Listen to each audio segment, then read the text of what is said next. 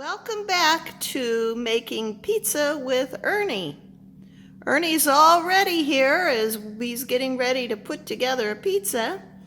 He's got on his perfect for making pizza homemade by Sandra apron.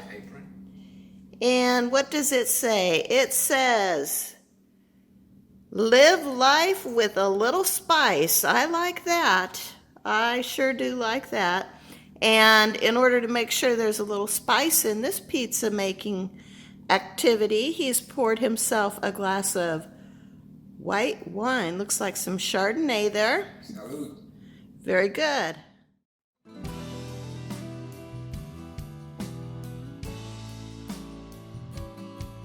Today we're going to make the pizza dough. So what we have here, what you'll need is a mixer. All of this can be done by hand, of course, but we're using a mixer with a bowl and the dough hook. What I find is the key to making the pizza dough coming out without adding additional water or flour is to weigh the flour, the double O flour, by weight. Similarly, you can measure the water on the scale as well in milliliters, or you can just measure it on the cup, in a measuring cup, as milliliters. So those are the two most important things as far as I'm concerned. This is some flour to dust your hands with for handling the dough once it's mixed. So we've measured out the salt, kosher salt, measured out the sugar, some olive oil, and the diastatic powder. Now, the powder here, the diastatic powder isn't necessary. From my research, I was told that by using it in the flour, it gives the dough some fluffiness. It makes it puffier and chewier. In this phase, I'm going to prepare what I'm calling the wet mix, which is a combination of 400 milliliters of water that's been warmed between 105 and 110 degrees Fahrenheit. So what I do is I pour the water in the mixing bowl, and then I add the salt and the sugar, and then I add the active dry yeast. I whisk this together, and this mix sits for 7 minutes. As I mentioned, weighing the flour and having the exact quantity of water are the two critical pieces of this recipe. So what I've done is I've already weighed the flour, the double O flour, 650 grams, and I've placed it in the Ziploc bag. And then I add the diastatic powder, which is 1 tablespoon. And then what I do is, while the yeast is working its thing, I take the flour with the diastatic powder, shake it up, get a good mix, because after this, once the yeast is ready, we'll start the mixing process, and I want to have this ready. At this stage, I'm going to add the flour mix to the water yeast mix and mix them starting. I usually start with the mixer on medium, which is about 4, then reduce it to 2 as the mix continues. So here we go. So get this going to about 4, and slowly add the flour mix. Whoa.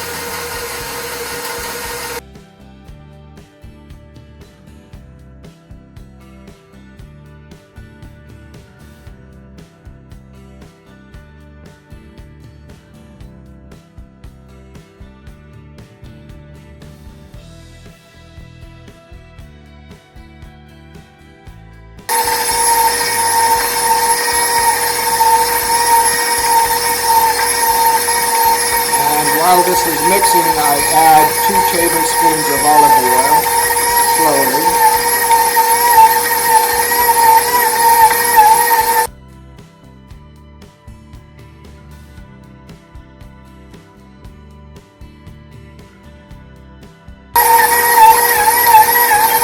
We're finished once the dough goes into a smooth ball, and then I will turn it down to speed 2 to slow it down for about 5 to 10 minutes.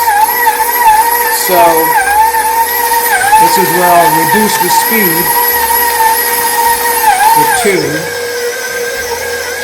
and let this knead for 5 minutes or so. The mixing at this stage is complete, and usually you can tell it that it's completed by a ball that's formed around the hook. Now I am going to remove the dough from the mixer and place it in this bowl, which I'm coating with olive oil so that I can put the dough in here and have it rise for about 1 hour to 2 hours so that I can take out the dough easily once it's risen. So now I've got flour to basically flour my hand so that I can handle the dough. So we'll take off the hook and use my hands and just simply lots of flour so that it doesn't stick. There we go. And some more flour to basically take the dough out.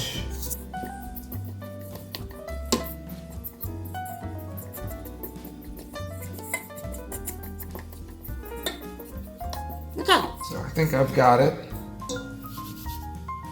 So just simply take it out, form it into a little bit of a ball, and we're going to place it in the bowl that has been greased with olive oil. Place it in there, like that, and we'll cover this with plastic wrap and a towel and let it rise for 1 to 2 hours. So we've covered it with a towel and we'll place it in a cool, dark place for it to rise in about 2 hours, and then we'll get on to the next step. Now that the dough has risen after 2 hours, I'm going to flour my hands and take the dough out and roll it so that I can prepare to cut it into the appropriate sizes. So here we go.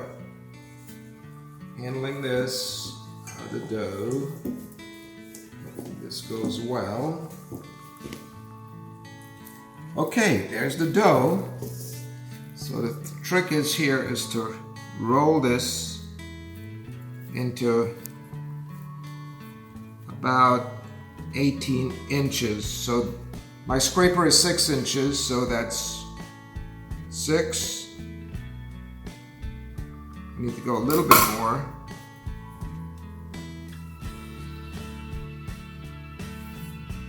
So I need 3 of these, right?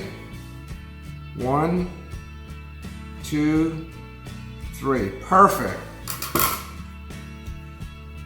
All right, so the next thing I do is I cut this in half because I'm going to make 4 pieces. So first, look for half. That's about a half there, so we do that. And then cut the other 2 pieces in half. Do that. And this other one in half. This side looks fatter, so those are going to be a little bit larger. So we've got 4 pizza doughs. Each piece will make a 12-inch pizza. I coat the foil, the wrap rather, with olive oil so that it can be easily removed when we're ready to use it. So, we've done that. The pizza dough is ready. So what I do is I form it into a ball, such as that. There's one ball. And here's another one which is bigger. So this is probably more than 12 inches, but I don't always get it right the first time. So there. And then I sprinkle a little bit of olive oil on each. Again, this is to make it easy for it to remove it when we're ready to use it. So we coat that there and coat this one here, such as, and then we wrap. So we wrap there, under, done.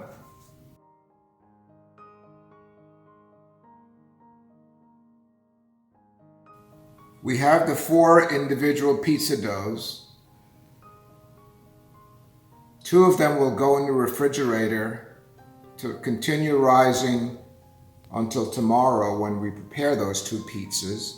Then we take the other 2, we wrap them in foil individually, and these go into the freezer. And what we'll do is we'll take them out the day before or the same day and let them thaw out at room temperature.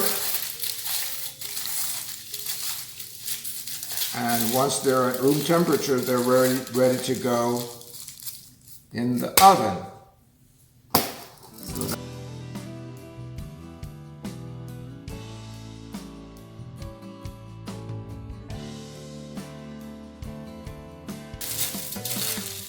And these will be labeled pizza dough and go in the freezer.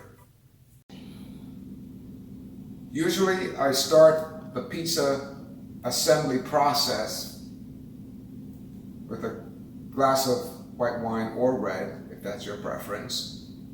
So let's get started. We are getting ready to put together a pizza. I'm so excited because I love Ernie's pizza. So you see we have the oven is at 500 degrees Fahrenheit.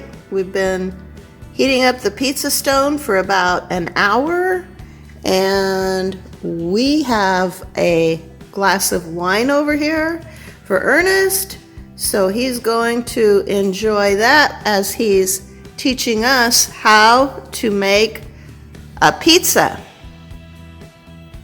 It was frozen and taken out and thawed and brought to room temperature. It's been wrapped in cellophane that was coated with olive oil so that it can be easily removed.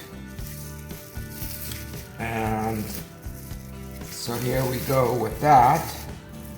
One more turn. Oh, okay, there it is. So there's the pizza dough.